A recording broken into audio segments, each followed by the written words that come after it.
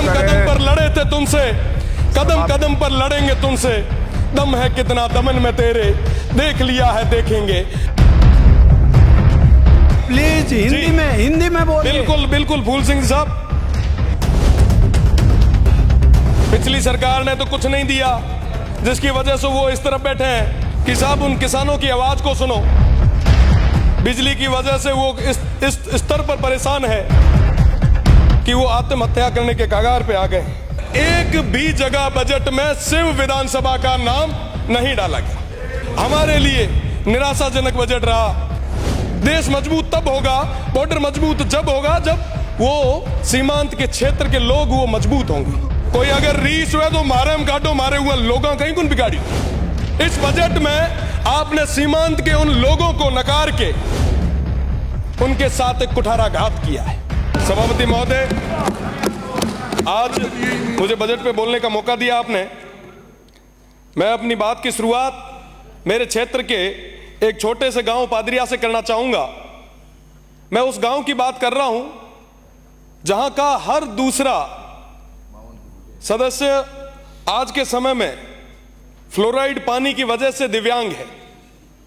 मैं मेरी बात की शुरुआत उस डीएनपी एरिया से करना चाहूंगा जहां पर आजादी के 75 साल बाद भी सड़क, पानी और शिक्षा की भारी कमी है।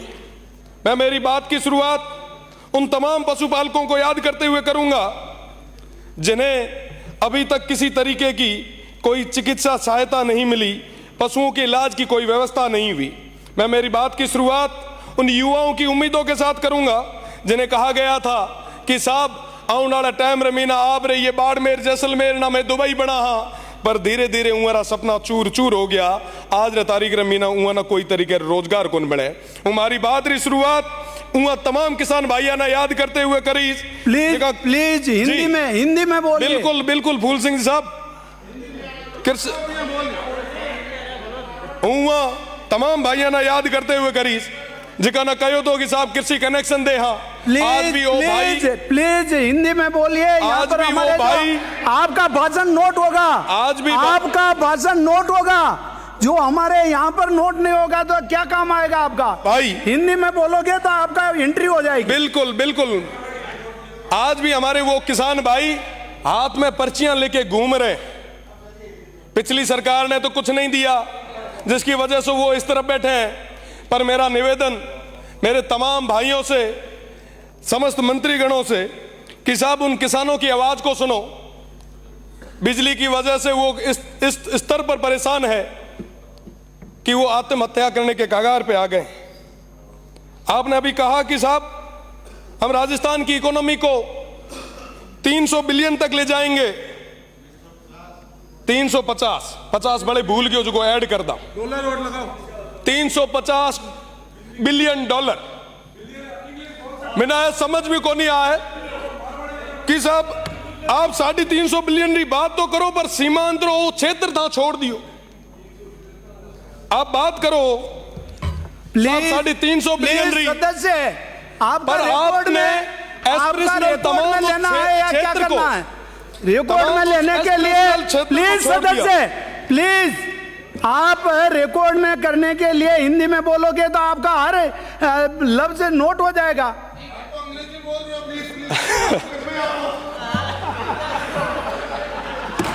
आज भी मेरा क्षेत्र इंदिरा गांधी नहर का वो एक्सटेंशन का इंतजार कर रहा है।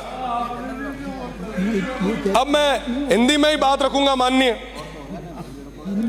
इस बार के बजट में मैंने तमाम वो मांगे रखी, प्रदेश की सरकार के आगे रखी। इन्होंने सुझाव मांगे, भर भर के सुझाव मैंने भेजे, पर एक भी जगह बजट में शिव विधानसभा का नाम नहीं डाला गया। मेरे शिव विधानसभा की तमाम उन जनता ने पूछा, उन भाइयों ने पूछा, उन बुजुर्गों ने पूछा कि साहब क्या हुआ, शिव का नाम क्यों नहीं आया। मैंने कहा साहब यहाँ ने बड़ो दोरो लागो कि यहाँ पे एमपी रो चुनाव लड़े आया। मैं आपसे ही था, मैं कोई और नहीं था, कहीं और से नहीं आया था। कोई अगर रीस हुए तो मारे हम काटो, मारे हुए लोगों कहीं कौन बिगाड़ी हुए। इस बजट में आपने सीमांत के उन लोगों को नकार के उनके साथ एक कुठाराघात किया है। हम किसके लिए मांग रहे थे साहब? उन लोगों के लिए जो आजादी के बाद तक अभी तक उन अभावों में जी रहे, पर बदले में उनको क्या मिला? मैं आप सभी से निवेदन करना चाहूंगा, प्रदेश की सरकार से निवेदन करना चाहूंगा, अभावों में जी रहे उन लोगों की ओर आप देखें।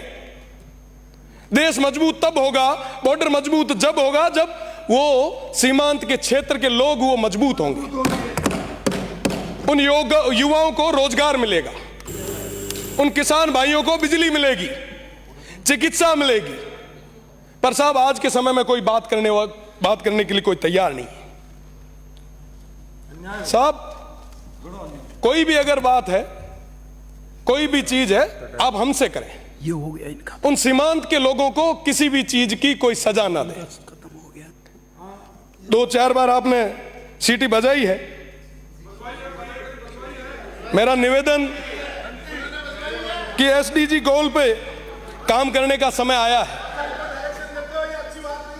मैं आपसे निवेदन करना चाहूंगा कि आने वाले समय में उन सीमांत के लोगों का विशेष ध्यान रखें। साथ ही साथ शिक्षा और चिकित्सा में हालात बद से बदतर होते जा रहे हैं। सारी सीटें खाली पड़ी है। पानी की कमी इस स्तर पे है कि जो नर्मदा स्कीम 2017 में पूरी होनी थी वो अभी तक पेंडिंग चल रही है। जल जीवन मिशन की अगर मैं बात करूं तो जल जीवन मिशन अभी तक धरातल तक पहुंच ही नहीं पाया है। काम आधा अधूरा है, कोई मॉनिटरिंग किसी स्तर की नहीं है। भ्रष्टाचार की अगर मैं बात करूं तो गडरा ब्लॉक की अगर मैं बात करूं, सिर्फ एक गडरा ब्लॉक जो सीमांत का आखिरी ब्लॉक है, वहां पे डिस्कॉम में अय्यन से लेके नीचे स्टोर कीपर तक सब भ्रष्टाचार में लिप्त है। कोई सुनने वाला नहीं है।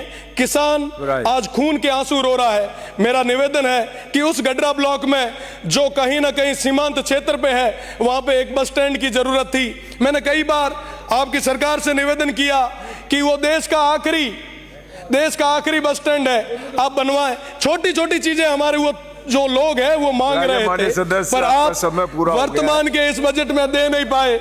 मुझे लगता है साहब कि ये हमारे लिए निराशाजनक बजट रहा। मैं कहना चाहूंगा हमारे लोग काफी परेशान हैं। उन्होंने कहा कि उस क्षेत्र में जाके, उस सदन में जाके कहिएगा जरूर एक लाइन जो मैं विद्यार्थी परिषद में आता हुआ टाइम कहा करता कि कदम कदम पर लड़े थे तुमसे, कदम कदम पर लड़ेंगे तुमसे, दम है कितना दमन में तेरे, देख लिया है देखेंगे। वो तमाम लोग आज भी तैयार है। मेरा निवेदन रहेगा कि सड़क से सदन तक की इस लड़ाई को आगे ना बढ़ाएं। उन तमाम हमारे सीमांत की लोगों की आवाज को सुने, आप सुविधाएं दिलाएं। बहुत बहुत धन्यवाद।